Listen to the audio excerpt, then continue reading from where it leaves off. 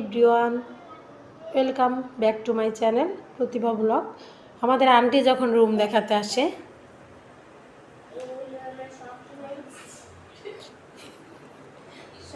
আসেন রুম দেখতে আসছেন যেহেতু দেখেন, এটা হচ্ছে ডাইনিং স্পেস। অনেক বড় ডাইনিং স্পেসটা, আপনারা মনের মতো করে ব্যবহার করতে পারবেন। এটা হচ্ছে বেসিনটা অনেক সুন্দর, চারুর বেসিন, ব্যবহার করে অনেক মজা পাবেন। এখানে সুবিধা আছে, আপনারা হচ্ছে এখানে রান্নাঘরে ব্লেন্ড করতে পারবেন বা অন্য কিছু যা করতে পারেন।